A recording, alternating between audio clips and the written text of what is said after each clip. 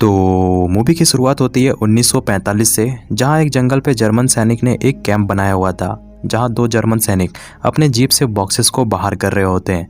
तभी उन्हें एक सैनिक दिखता है जो कि सो रहा होता है। वो सैनिक उसे चेक करने के लिए जाते हैं, लेकिन किसी ने उसे पहले से ही मार दिया था। दोनों सैनिक यह देखकर काफ़ी ज़्यादा डर जाते हैं। तभी इनके सामने एक वोल्प आ जाता है जो दोनों सैनिकों को काफ़ी बेरहमी से मार देता है। मूवी का सीन शिफ्ट होता है लंदन के एक फेमस बार पे, जहां एंटम नाम का आदमी टेबल पे आकर बैठ जाता है, जो कि शराब पीने के लिए आया था। इस बार का मालिक मर्फी एंटम को होलिया देखकर पहचान जाता है कि वो कोई भिखारी है। मर्फी उसे बार से बाहर निकलने के लिए कहता है। एंटम गुस्से में मर्फी के ऊपर हमला करता है, लेकिन मर्फी उसे संभाल लेता है और समझ जाता है कि एंटम को एक वैम्पायर है। एंटम मर्फी के लोगों के ऊपर हमला कर देता है। एंटम मर्फी के लोगों को मारता, तभी वहाँ फादर आ जाते हैं। फादर एंटम को पहले से ही जानते थे, क्योंकि उसी ने एंटम को जमीन के अंदर दफनाया था। फादर एंटम से पूछता है, तुम्हें यहाँ किसने भेजा है? एंटम फादर को कुछ भी नहीं बताता, तो फादर एंटम के दोनों वैम्पायर वाले दांतें निकाल देता है और कहता है, अब तुम किसी को भी नुकसान नहीं पहुंचा पाओगे। तभी बार के अंदर जर्मन सैनिक का कर्नल आता है, जो कि फादर के लिए आया था। कर्नल फादर को बताता है कि कोटा के जंगल पे हमारे सैनिकों का बेस कैंप है, लेकिन कोई अनजान चीज हमारे सैनिकों को मार रही है। अगर तुम उस चीज का जाकर पता लगाओगे तो हम तुम्हारे डैड की फाइल को फिर से ओपन करवा देंगे। और कर्नल फादर को एक तस्वीर दिखाता है, जिसे देखते ही फादर कहता है, इसी जगह पे तो मेरे डैड गायब हुए थे।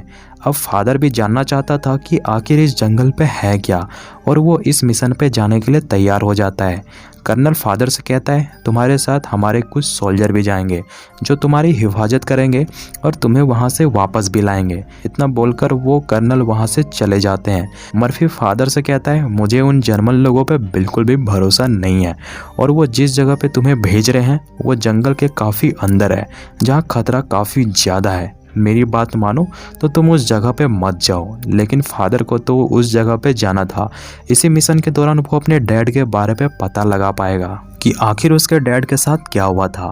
मर्फी ने फादर के लिए एक हथियार बना के रखा था, जो कि बिल्कुल यूनिक हथियार था, क्योंकि उस पे सिल्वर की बुलेट्स थे। मूवी का सीन शिफ्ट होता है एक एरोप्लेन पे, जहां फादर को छोड़कर सभी कर्नल के सोल्जर मौजूद थे। सभी सोल्जर फादर को देखकर हैरान होते हैं कि हमारे मिशन पे एक फादर का क्या काम है। सोल्जर फादर को बताता है कि जंगल पे कोई आदमखोर जानवर हमारे सैनिकों को मार रहा है। इस पे कितनी सच्चाई है यह किसी को भी नहीं मालूम। फादर कहता है, फिर तो यह एक सुसाइड है।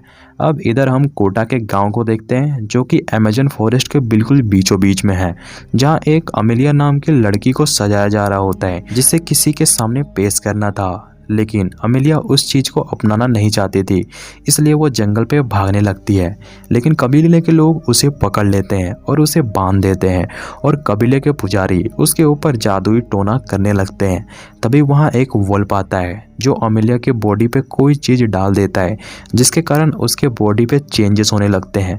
इधर फादर और सोल्जर जंगल पे उतर जाते हैं, लेकिन लैंडिंग के दौरान उनका एक साथी मारा जाता है। वो लोग इस चीज़ को इग्नोर करके आगे बढ़ते हैं, जहां उन्हें रास्ते पे एक कैंप दिखता है, जो कि किसी और ही जनजाति का झंडा लग रहा होता है। यानी वो जर्मन का तो कैंप नहीं था, इसलिए सारे सोल्जर उस कैंप पे हमला कर देते हैं और सभी लोगों को मार देते हैं। फादर कैंप के अंदर जाकर चेक करने लगता है, लेकिन उन्हें वहाँ कुछ भी खास नहीं मिलता। रात काफ़ी ज़्यादा हो जाने के कारण सभी लोग इसी कैंप में सो जाते हैं, जहाँ सुबह होते ही सभी लोग अपने मिशन पे निकल जाते हैं। चलते चलते वो लोग एक कबीले पे पहुंच जाते हैं, लेकिन कोई भी आदमी उन लोगों से बात नहीं करता, क्योंकि कबीले वालों को सोल्जर की भाषा समझ पे नहीं आ रही थी। तभी उनके सामने अमेलिया आ जाती है और वो सोल्जर से कहती है, मैं तुम्हारी मदद कर सकती हूँ, क्योंकि मैं तुम्हारी भाषा समझ सकती हूँ। एडम अमेलिया से पूछता है कि इस जंगल पे जर्मन सैनिक का कैंप है, लेकिन हम रास्ता भटक चुके हैं, क्या तुम मुझे वहाँ तक पहुँचा सकती हो? अमेलिया बताती है कि एक कैंप यहाँ से 2 मील की दूरी पर है, और मैं उन्हें कभी भी नहीं भूल सकती। उन्होंने हमें बहुत तड़पाया है। मैं तुम्हें उस कैंप तक ले जा सकती हूँ, लेकिन वहाँ कुछ भी नहीं बचा है। अमेलिया सभी सोल्जर को लेकर कैंप की ओर निकल जाती है। रास्ते पे अमेलिया फादर से कहती है, तुम्हारे जैसे एक आदमी को मैंने यहाँ आते हुए देखा था। फादर समझ जाते हैं कि वो उसके डैड के बारे पे बात कर रही है। फादर अमेलिया से कुछ भी पूछताछ नहीं करता है। कुछ देर बाद सभी लोग कैंप में पहुँच जाते हैं। जहां उन्हें जर्मन सैनिक की डेड बॉडी मिलती है, जिन्हें काफ़ी बेरहमी से मारा गया था। किसी का हाथ कटा था तो किसी का पैर। ऐसा काम तो कोई हैवान ही कर सकता है। सभी सोल्जर कैंप की ये हालत देखकर काफ़ी ज़्यादा डर जाते हैं। एडम जब कैंप के अंदर जाता है, उसे एक बॉक्स के अंदर गोल्ड और सोने के सिक्के मिलते हैं, जिसकी कीमत बिलियंस ऑफ डॉलर पे थी। मूवी का सीन शिफ्ट होता है और हम एंटम को देखते हैं, जो कि मर्फी के कमरे पे कुछ ढूंढ रहा होता है। उसे वो चीज़ मिल जाती है। तभी पीछे से मर्फी उसके ऊपर हमला कर देता है और उसके सीने पे चाकू घुसा देता है। वैम्पायर होने के कारण एंटम मर नहीं सकता। मर्फी एंटम को गन दिखाकर पूछता है कि तुम्हें मिशन के बारे पे क्या मालूम है। एंटम बताता है कि कर्नल ने जिस मिशन पे फादर को भेजा है वो एक सुसाइड मिशन है, क्योंकि कर्नल को सैनिकों से कोई मतलब नहीं है। उन्हें तो बस जंगल पे पड़ा हुआ सोना चाहिए, जो कि साबित है, जिसे फादर ही वापस ला सकते हैं। मर्फी को यहाँ पे फादर की फिक्र होने लगती है और वो गुस्से पे एंटम को गोली मारने वाला था। तभी एंटम कहता है, मैं काफ़ी तेज हूँ, तुम चाहो तो मैं वो सोना वहाँ से ला सकता हूँ। उसके बदले तुम मुझे वो जादुई लिक्विड दे देना, जिससे मेरे वैम्पायर वाले दांत वापस आ जाएंगे और तुम और अमीर हो जाओगे। मर्फी कहता है, मेरे पास ऑलरेडी बहुत पैसा है। मर्फी एंटम को मारता नहीं है, बल्कि उसे धूप में छोड़ देता है, जिससे उसका पूरा बॉडी जलने लगता है। इधर फादर जब कैंप के बॉक्सेस को चेक करता है, उसे वहां से उसके डैड की तस्वीर मिलती है। तभी पीछे से अमेलिया चिल्लाते हुए आती है और फादर से कहती है, अपना सोना उठाओ और यहाँ से निकलो, उसे नहीं पसंद कि तुम यहाँ रहो। तभी पीछे से वोल्फ फादर के ऊपर हमला कर देता है। फादर गन से उसके ऊपर शूट करता है। वोल्फ वहां से भाग जाता है। इधर एडम कर्नल से रेडियो पे संपर्क करता है, जहाँ कर्नल एडम से कहता है, वो सोना उठाओ और वहाँ से निकलो और उस फादर को वहीं पे छोड़ देना। अब ये सारी बातें मर्फी रेडियो पे सुन लेता है और समझ जाता है कि कर्नल उसे धोखा दे रहा है। एडम अपने लोगों के साथ सारे गोल्ड से भरे बॉक्सेस को जीप में लोड कर देता है। इधर एडम के दोस्तों को कैंप के अंदर से अजीब तरह की आवाज़ सुनाई देती है। वो उस आवाज़ का पीछा करने लगते हैं। तभी एक सोल्जर अपनी तलवार निकालता है। तभी उस पे वोल्फ हमला कर देता है और उसे मारकर अपने साथ ले जाता है। तभी एक लड़की उस वोल्फ पे चाकू से हमला करती है, लेकिन वोल्फ उसके दोनों हाथों को ही अलग कर देता है। इधर बाहर पे वोल्फ एडम के लोगों के ऊपर हमला कर देता है। तभी पीछे से फादर आकर वोल्फ को मार देता है। अमेलिया अपने लोगों को मरता देख वो भी अपने असली रूप पे आ जाती है, जिसने सभी लोगों को यहाँ लाया था। अमेलिया एडम को जान से मार देती है। मौके का फायदा उठाकर फादर सभी को जीप में बैठाकर वहां से निकल जाता है। थोड़ी दूर जाने के बाद इनकी कार खराब हो जाती है। वो लोग गाड़ी से उतरकर सामने की एक झाड़ी पे जाकर छिप जाते हैं।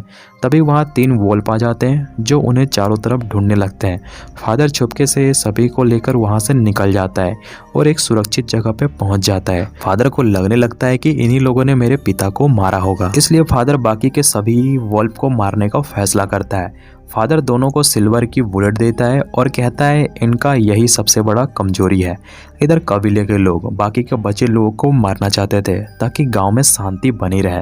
फादर सभी को लेकर एक वेयरहाउस पे आ जाता है, क्योंकि उसे पूरा विश्वास था कि वोल्फ यहाँ पे जरूर आएंगे। अब कुछ देर में रात हो जाती है। फादर के दोस्त वोल्फ का इंतजार करने लगते हैं। तभी वहाँ वोल्फ आ जाते हैं, जो इन्हें छिपकर देख रहे होते हैं। वो दोनों वोल्फ को बाहर आने का इंतजार कर रहे होते हैं। तभी पीछे से वोल्फ आकर उस लड़की को मार देता है। आवाज़ सुनकर फादर वहाँ पहुँचते हैं और वो वोल्फ को मार देता है और वेयरहाउस से बाहर निकलने लगता है। तभी अमेलिया फादर के ऊपर हमला करती है। वो फादर को मार पाती, पीछे से एवन अमेलिया को गोली मार देता है। सुबह हो जाने के कारण अमेलिया अपनी इंसानी रूप में आ जाती है। अमेलिया बताती है कि सोल्जर ने हमारा जीना हराम कर रखा था। ईश्वर से मिली शराब हमारे लिए फायदेमंद साबित हुई। हम बस शांति से रहना चाहते हैं। फादर अपने पिता के बारे में पूछता है। अमेलिया बताती है कि 5 साल पहले तुम्हारे पिताजी हमारे कबीले पे आए थे। वो काफ़ी ज़्यादा बीमार थे। हमने उनका इलाज किया, लेकिन वो फिर भी ठीक नहीं हुए। तो हमने सोचा हमारे इस सांप को तुम्हारे पिता के अंदर डाल दिया जाए, जिससे वो इंसान तो नहीं, कम से कम शैतान बनकर जिंदा तो रहेंगे। लेकिन सांप ने उनकी जान ले ली। फादर सारा सोना लेकर एक बचे हुए आदमी के साथ वापस जाने लगता है और वो इसकी जानकारी अपने दोस्त मर्फी को दे देता है। मर्फी ने कर्नल को पहले से पकड़ लिया था, क्योंकि कर्नल का भांडा फूट चुका था कि उसे अपने सैनिकों की नहीं पड़ी, उसे तो बस सोना चाहिए। कुछ देर बाद फादर जब वहाँ पे आते हैं, वो कर्नल को एक भी सोना नहीं देता। वो कर्नल को धमकी देता है कि आज के बाद यहाँ दिख मत जाना।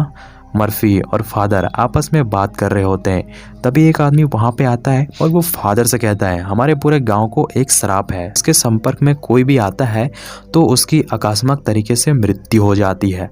इस गांव में सिर्फ मैं ही जिंदा बचा हूँ, अब आप ही मेरी मदद कर सकते हो। और इसी के साथ मूवी यहीं पे डी एंड हो जाती है।